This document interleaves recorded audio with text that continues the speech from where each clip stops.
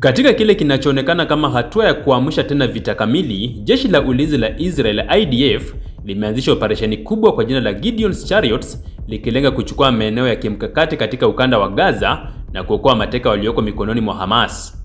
Hii imekuja saa chache tu baada ya Hamas kutangaza kuanza kwa duru mpya ya mazungumzo ya kusitisha vita huko Doha, Qatar. Mshauri wa kiongozi wa Hamas, Taher al-Nunu, amesema kuwa hakuna masharti yoyote ya awali katika mazungumzo hayo mapya na kila jambo liko mezani. Wakati huo huo, waziri wa ulinzi wa Israel Katz, amesema Hamas imeondoka kwenye msimamo wa ukaidi waliokuwa nao na sasa wameonekana kutafuta makubaliano kuhusu mateka. Kwa mujibu wa IDF, operesheni hiyo inalenga kutoa maeneo muhimu ya Gaza, kuzuia Hamas kutumia misaada ya kibinadamu na kuhakikisha usalama wa mateka.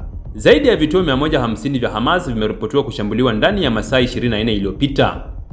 Mamia wanajeshi wa Israel wakiwemo wale wa hifadhi reservists wanatarajiwa kuingia Gaza.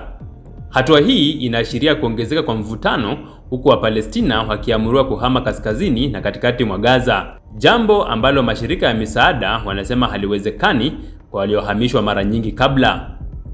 Shirika la habari la Reuters liripoti kuwa watu zaidi ya 146 wameuawa katika kipindi cha saa 24 zilizopita, huku idadi jumla ya waliokufa tangu Oktoba mwaka 2023 ikifikia zaidi ya watu 1053 kwa mujibu wa Wizara ya Afya inayoendeshwa na Hamas. Watu takriban 58 bado wanashikiliwa mateka. Kamishna mkuu wa haki za binadamu wa Umoja wa Mataifa, Volker Turk, amesema kile kinachoendelea Gaza kinaweza kuonekana kama usafishaji wa kikabila na uvunjaji wa sheria za kimataifa. Kwa upande mwingine, waziri wa mambo ya nje wa Marekani, Marco Rubio, amesema Marekani imeshtushwa na hali ya kibinadamu Gaza. Daktari Victoria Rose kutoka Uingereza anayefanya kazi hospitali ya Nasser huko Khan Yunis amesema watoto wengi ni dhaifu na wengine meno yao yameanza kudondoka kutokana na utapiamlo mkubwa. Tathmini ya Umoja wa Mataifa iliyotolewa Jumatatu imeonya kuwa watu wa Gaza wako kwenye hatari kubwa ya njaa ya kiwango cha janga. Wakati dunia ikitazama kwa hofu, mashambulizi ya Israel yameongezeka kwa kiwango cha kutisha, huku juhudi za kidiplomasia zikipambana kuokoa maisha.